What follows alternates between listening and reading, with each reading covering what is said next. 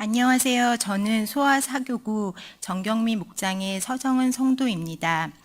교회에서 저에게 이번 헌신 예배 간증을 해 주었으면 좋겠다는 부탁을 받고 순종은 했지만 너무나 부족한 저는 어떻게 해야 하나 싶어 부담감만 크게 느껴졌습니다. 겁도 없이 순종했나, 안 한다고 해야 하나 별별 생각이 들었습니다. 하지만 하나님께서는 간증을 준비하는 동안 저에게 하고 싶은 말씀이 있었고 뜻이 있음을 알게 해 주셨습니다. 저는 모태신앙으로 태어나 하나님을 만나지 못한 채 썬데이 크리스찬으로 살아왔습니다. 결혼 정년기가 되어 친구 어머니 소개로 불신자인 남편을 만나 결혼했습니다.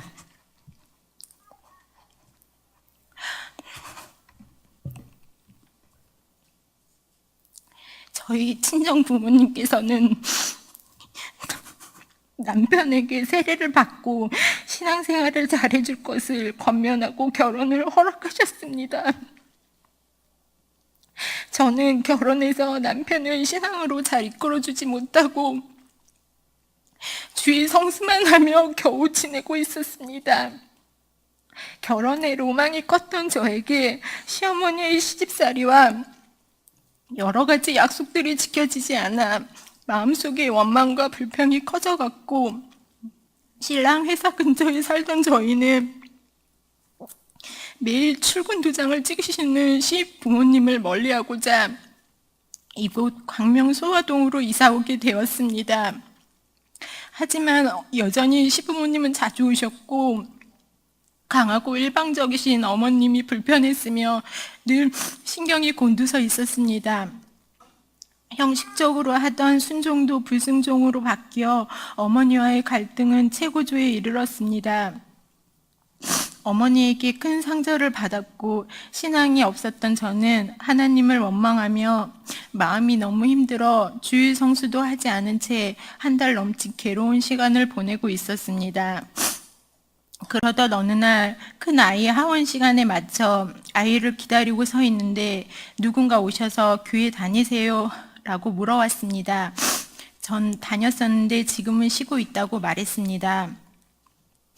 그런 뒤 그분은 큰 아이의 하원 시간에 맞춰 며칠 동안 매일같이 나오셨습니다. 그분은 뭔가 말을 하고 싶어 하셨고 저는 심신이 괴로운 상태라 말을 섞고 싶지 않아 다른 곳으로 피해 다녔습니다. 그런데도 그분은 저에게 계속해서 다가왔고 저희 집 문고리에 떡과 반찬, 여러 가지 간식을 걸어놓고 가셨습니다. 그러다가 그분이 저희 집에 차 한 잔 하러 가도 되냐고 물으셨습니다. 받은 것이 많은 저는 그렇게 하시라고 하고 저희 집에 모시게 되었습니다. 이런저런 얘기를 하던 중 저는 저도 모르게 저희 힘든 상황을 얘기하게 되었고 그분은 제 이야기를 들으며 눈물을 흘리며 들어주었습니다. 저와 같이 눈물을 흘리는 모습에 감동을 받았습니다.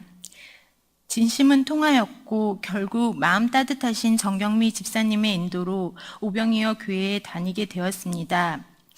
그 후 바로 목장 예배에 참석을 하게 되었고 저의 기도 제목을 함께 기도하며 많은 응답을 받고 회복을 하게 되었습니다. 저는 성경을 알고 싶어하는 갈급한 마음은 있었지만 이전에 다녔던 교회에서는 성경 공부 교재가 너무 어려워 갈급함이 아닌 부담감을 갖게 되었습니다. 그런데 목장 집회에서 교육받은 저희 교회 양육 교재는 무척 쉬웠습니다. 그리고 이해가 잘 되어 재미있었습니다. 그러다 보니 사모함이 생겨 목장에서 하는 양육을 빠짐없이 받게 되었습니다. 저는 주일 성수도 다시 시작하고 양육도 받으며 목장 집회도 성실하게 하고 있었습니다. 그런데 교회에 적응이 안 되는 것이 있었습니다. 축사와 대적 기도의 모습을 보며 무서웠고 생소했으며 거부감이 들었습니다. 또 찬송가의 빠르기가 보통으로이면 보통으로 찬양하고 싶고 조금 느리게이면 조금 느리게 박제대로 부르고 싶은데 모든 찬송을 매우 빠르기로 여군들처럼 박수치는 모습이 이상하게만 느껴졌습니다. 그러던 중 교회에서 유아 세례가 있다고 하였고 저는 둘째 아이를 유아 세례에 받고 싶어 하였습니다. 그런데 유아 세례를 받으려면 교육을 12주나 받아야 한다고 하여 어쩔 수 없이 교육을 받게 되었습니다. 유아 세례 교육을 받으면서 많은 찔림을 받았고 깨달음의 시간이 되었습니다. 저는 지금까지 아이들을 저의 우선순위로 키워왔는데 교육을 통해 우선순위가 잘못되어 있다는 것을 알게 되었습니다. 저에게는 아주 유익한 시간이었습니다. 그리고 세가족 학교를 듣게 되었습니다. 카리스마 넘치시는 담임 목사님이 무섭게 느껴졌는데 가까이에서 직접 말씀을 해주시니 한층 가깝고 친근한 느낌이었습니다. 목사님께서 간증을 해주실 때마다 눈물을 훔쳤고 매주 큰 은혜를 받았습니다.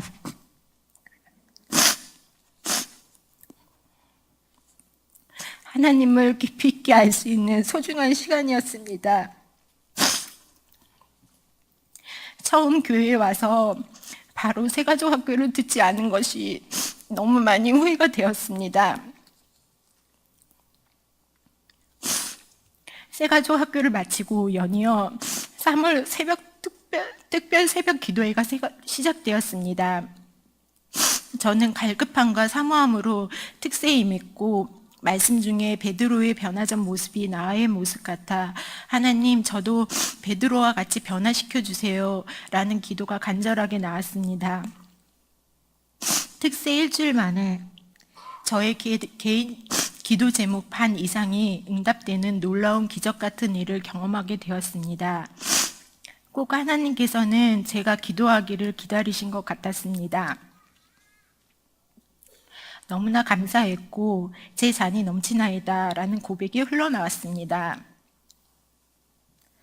10시 특별 새벽 기도회를 마친 그 자리에서 수요 기도회를 드렸는데 헌신 생활을 배우며 전 새로운 삶을 살게 되었습니다. 마음과 뜻과 정성을 다하여 하나님을 사랑하십니까? 라는 질문에 하염없이 눈물이 흘렀고 그동안의 저의 삶이 헛되고 헛되게 느껴졌습니다. 그날 저는 마음속에 뜨거움으로 가득 차 잠을 제대로 이루지 못했고 주님을 위해 헌신을 해야겠다는 다짐을 했습니다. 어떤 것으로 어떻게 헌신을 해야 할지 생각했고 교구에서 하고 있는 전도 모임이 생각났습니다. 그렇지, 매일 전도 나가는 전도 모임에 동참해야겠다는 말씀을 주셨습니다. 바로 그 다음날 전도 모임에 참여하였습니다. 전도가 처음이라 잘할 수 있을까 걱정을 하며 소아초등학교 앞으로 노방 전도를 나갔습니다. 생각보다 재미있고 즐거웠습니다. 3월 한 달 동안은 아침을 금식하며 소아초 앞에서 매일 노방 전도를 하였고 4, 5월에는 거점 전도를 생활공예 네일 아트 수업을 하며 가까운 지인들과 자연스럽게 만날 수 있었습니다. 6월에는 축구 전도를 했습니다. 저는 훈련을 받은 적도 없고 이런 전도를 해본 적이 없어 마음이 무거웠습니다. 방문 판매나 책 판매원 같은 느낌이 들었고 누군가 민원을 넣을 것만 같아 불안했습니다. 멘붕 그 자체였습니다. 전도 모임 시간에 전도사님이 저희에게 어떻게 전도하는지를 교육시켜 주었습니다. 아파트 꼭대기층부터 내려오면서 각 호마다 대문에 손을 얹고 마귀를 쫓고 평안과 축복 기도를 하고 배를 누르라고 하셨습니다. 교육한 대로 하고 배를 눌렀습니다. 심장이 두근두근 거렸습니다. 그런데 다행히 사람이 없었습니다. 저는 안도의 한숨을 쉬었습니다. 한층 한층 아래로 내려오면서 하나님께 저 힘들어요. 저 하기 싫은데 해요. 순종의 열매를 주세요. 말도 안 되는 떼를 부리며 기도했습니다. 감사하게도 하나님께서는 전도의 열매를 주셨습니다. 그리고 지금은 목장별 전도를 하며 동네 엄마들과 관계 맺기를 하고 있습니다. 지금부터는 제가 전도한 사례를 말씀드리겠습니다. 첫 번째 전도 사례는 제가 오병이어 교회에 등록한 지 얼마 되지 않았을 때 동네 엄마와 대화를 하고 있었는데 그 엄마는 자신이 다니던 교회 얘기를 하며 교회가 멀어 다니기 어렵다고 했습니다. 그러더니 저에게 혹시 교회를 다니는지를 물었습니다. 저는 오병이어 교회를 다닌다고 했고 목사님 말씀도 은혜롭고 양육 프로그램이 잘 되어 있다고 말해 주었습니다. 얘기를 들은 그 엄마는 교회에 오고 싶어 하는 것 같아 보였습니다. 저는 저희 교회에 같이 가실래요? 라고 물었더니 기다렸다는 듯이 그러자고 해서 그 주 주일에 같이 교회에 와서 등록을 했습니다. 두 번째 전도 사례입니다. 전도사님이 가정에 모여 거점 전도 모임을 한다고 주변의 태신자를 초대하라고 하셨습니다. 그래서 교회에 등록하고 나오지 않는 장결자 동네 엄마를 먼저 초대했고 그 엄마는 다른 엄마들을 데리고 나왔습니다. 그 중 한 분이 지방에서 이사를 왔는데 그곳에서 살 때 좋은 교회를 만나 신앙생활을 잘 하였다고 했습니다. 그래서 이곳으로 이사한 후 이 일대의 모든 교회를 다니며 목사님의 설교를 들어봤다고 했습니다. 말씀이 살아있는 교회를 찾고 있다고 했고 저희 교회 담임 목사님의 설교가 좋아서 현재 저희 교회에 와서 예배만 드리고 있다고 했습니다. 거점 전도를 통해서 왜 등록해야 하는지, 교회에 정착하여 신앙생활을 해야 하는지를 설명해 주었습니다. 그분은 그 얘기를 듣고 등록을 결정하여 그 다음 주에 아이 셋과 함께 등록하였고 몇 달 후에는 남편도 등록하여 지금은 온 가족이 신앙생활을 잘 하고 있습니다. 이 가족을 거점 전도에 데리고 온 장결자 엄마도 매주 빠지지 않고 예배를 잘 드리고 있습니다. 세 번째 전도 사례입니다. 어느 날 갑자기 남편 회사 직원분 한 분이 생각났습니다. 저희 남편과 카풀을 하는 직원분은 어릴 적 생활이 어려워 교회에서 온 가족이 숙식을 제공받고 지냈다고 합니다. 그러나 교회에서 생활을 하다 보니 성도들 간에 힘든 점이 생겼고 상처를 받아 교회를 다니지 않게 되었다고 합니다.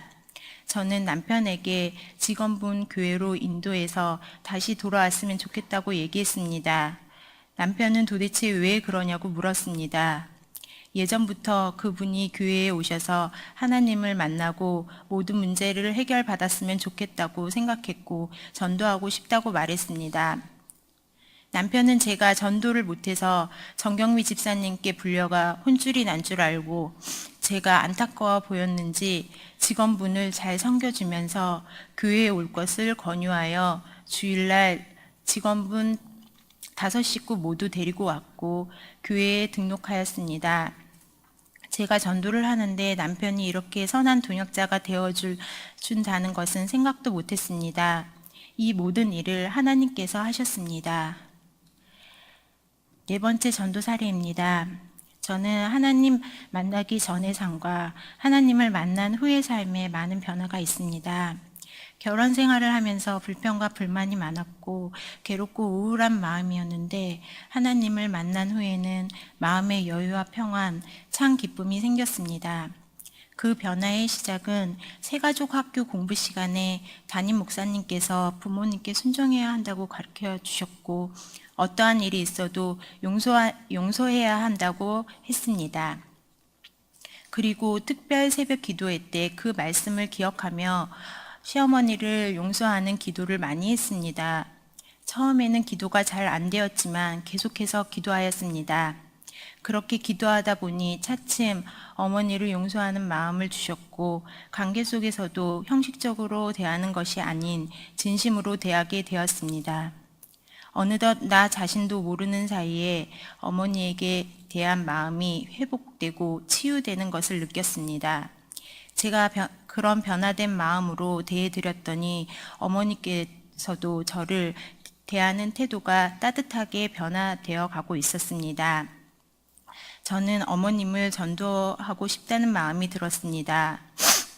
한 번도 시부모님과 교회를 같이 다닐 생각도 못했고 하지도 않았었습니다. 그러나 제 마음에 어머니를 용서하고 나니 제가 다니는 교회를 같이 다니면 좋겠다는 생각이 들어 시부모님께 같이 교회를 다니자고 말씀드렸습니다. 그 말을 들은 어머님은 그렇게 말해주어서 고맙고 기뻤다고 말씀하셨고, 아버님은 예전부터 우리와 함께 교회를 다니고 싶었다며 너무나 좋아하셨습니다. 그리고 그 주 주일에 교회에 오셔서 등록하셨습니다. 시부모님은 저희 교회가 좋다고 하셨고 잘 다니고 계십니다. 많은 아픔과 갈등이 있었던 시부모님이었지만 이제는 한 교회에서 신앙생활을 하는 가정이 되었습니다. 이것은 제 생각으로는 있을 수 없는 일입니다. 하나님의 은혜이고 하나님이 하신 일이라고밖에 설명할 수 없습니다. 그리고 하나님께서는 저에게 화평을 선물로 주셨습니다. 저는 시부모님을 진심으로 존경하는 마음이 생겼고, 어머니께서도 교회를 오신 후로는 저를 잘 챙겨주시고 예뻐해 주시며 인격적으로 대해 주십니다. 38년이라는 긴 시간을 방황하며 내 마음대로 살았지만 주님은 저를 기다려 주셨고, 부족하지만 저를 전도의 도구로 써 주셨습니다. 전도를 하는 동안 시험도 들고 전진과 후퇴를 오가기도 했습니다. 하지만 하나님께서는 제 생각을 버리라고 말씀해 주셨고, 나를 위해 살지 말고 하나님을 위해 살아야 한다는 것을 알게 해주셨습니다. 이제는 주님께 복음의 빚진 자로서 평생 살아가는 동안 복음을 전하는 삶을 살도록 힘쓰겠습니다. 십자가의 길을 통해 배운 대로, 저에게 부어주신 대로 감사하며 순종하며 하나님께 쓰임받아 사람을 살리는 삶을 살겠습니다. 모든 영광을 하나님께 올려드리며 너무나 부족한 저의 간증을 끝까지 들어주셔서 감사합니다.